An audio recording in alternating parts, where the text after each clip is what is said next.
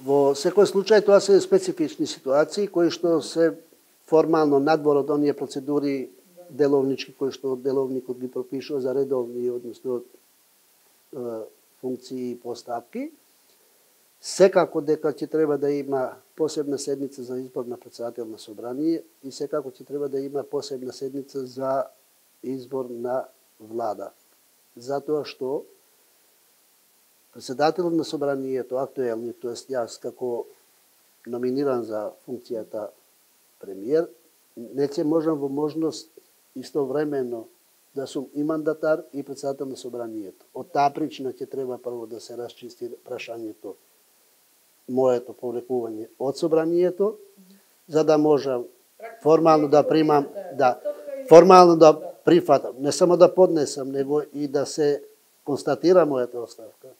Затоа што без оглед што сум во оставка, додека не се констатира на седница, јас формално сум и претседател на собранието. Значи, тоа се техниките кои што ќе треба да ги ставиме во тајминг, на кои што работиме, значи, во меѓувреме, и на наредна средба, веројатно, значи на 9 е наредниот координација редовна, до тогаш ќе ги имаме исчистено и расчистено, значи сите ситуации, да можеме да дадеме конкретна динамика и тајминг на која седница како. Но во секој случај, значи, мора прво да оди моето повлекување и избор на новиот претседател, за да може да има претседател кој што ќе прими програма и состав на новата влада, па да извести претседателот на... Вашето повлекување ќе биде некаде средината на јануари, да претпоставиме од собранието, прилика вака.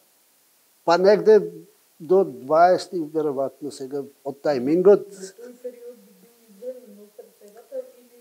Од тој период, затоа што све е поврзано со одлуката за оставка на владата. Па на таа на една седница треба да се...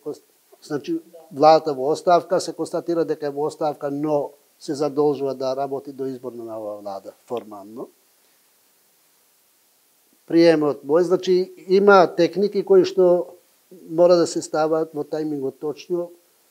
Не можеме од оваа позиција сега да кажем стриктно дека тој ден, но од 9 јануари ќе имаме можност да кажеме точно тајмингот, кој ќе биде, како ќе биде текот на тие седници.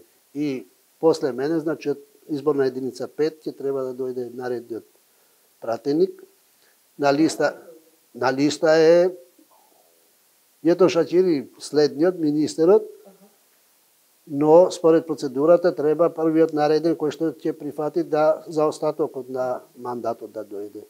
Ако евентуално он остане во составот на влада, наредниот после него мислам дека е Муса Ибраими.